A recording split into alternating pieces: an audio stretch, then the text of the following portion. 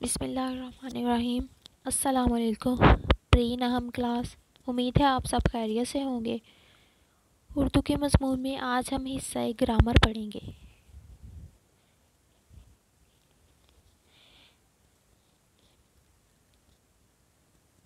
حصہ گرامر میں ہم آج کریں گے صرف و نحو۔ جیسا کہ آپ جانتے ہیں کہ ہر زبان کو سمجھنے اور سیکھنے کے لیے کچھ اصول اور قوانین ہوتے ہیں، اسی طرح اردو زبان کے بھی کچھ اصول اور قوانین ہیں جنہیں گرامر یا قواعد کہتے ہیں۔ ان قواعد کی تفہیم سے ہم اردو زبان کو ٹھیک بول اور سمجھ سکتے ہیں۔ قواعد کے دو حصے ہیں، حصہ صرف اور حصہ نحو۔ صرف قواعد کا وہ حصہ ہے جس میں الفاظ سے بحث کی جاتی ہے، یعنی یہ لفظ واحد ہے یا جمع، مذکر ہے یا مؤنث، اسم ہے یا فعل اور یا حرف۔ قواعد کے اس حصے میں صرف کلمات اور الفاظ ہی موضوع بحث ہوتے ہیں۔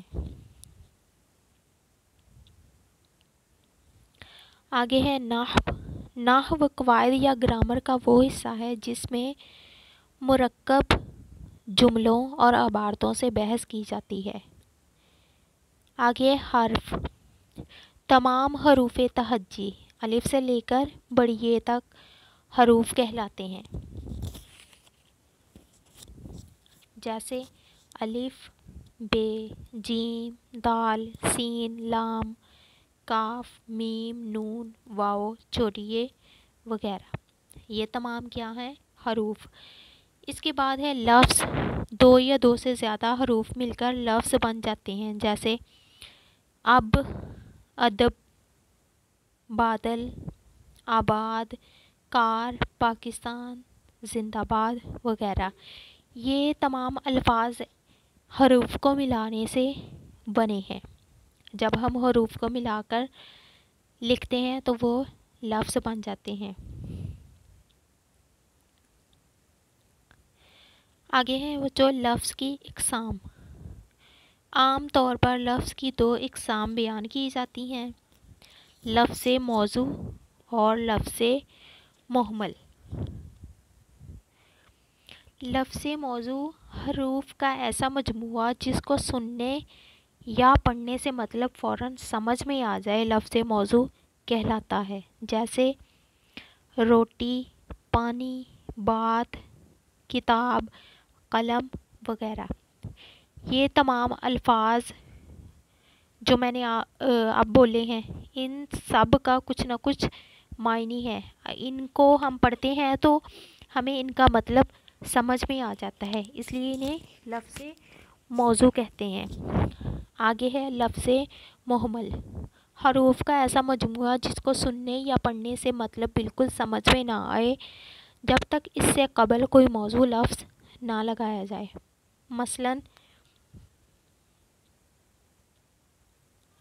ووٹی، وانی، چیت، شتاب، شلم وغیرہ۔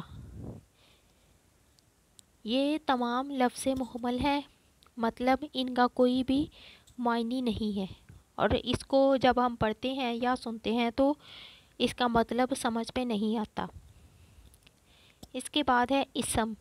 کسی شخص، جگہ یا چیز کے نام کو اسم کہتے ہیں، جیسے خالد یہ ہے شخص، مسجد یہ جگہ کا نام ہے، کرسی چیز وغیرہ۔ آگے ہے اسم کی اقسام۔ اسم کی عام طور پر دو اقسام ہیں، جیسے اسم نکرہ اور اسم معرفہ۔ اسم نکرہ ہے بچوں، کسی بھی عام شخص، عام جگہ یا عام چیز کے نام کو اسم نکرہ کہتے ہیں، جیسے مسجد، قلم، شہر وغیرہ۔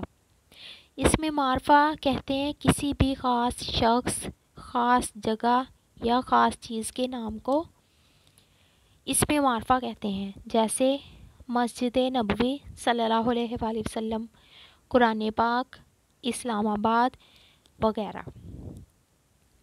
بچوں یہ تھا گرامر کا صرف و نحو، جس میں آپ لوگوں نے صرف اور نحو کی تعریف یاد کرنی ہے، لفظ کی اقسام یاد کرنی ہے اور اسم کی اقسام یاد کرنی ہے۔ آج تک کے لیے صرف اتنا ہی۔ یہ تمام کام آپ لوگوں نے رجسٹر پر لکھنا ہے اچھی طرح سے، اور اس کی مثالیں جو آپ کو بتائی گئی ہیں آپ نے اس سے ہٹ کر اپنی طرف سے مثالیں اس میں شامل کرنی ہیں۔ امید ہے آپ کو سمجھ آ گئی ہوگی۔ کل تک کے لیے مجھے دیں اجازت، اپنا بہت سارا خیال رکھیے گا۔ اللہ حافظ۔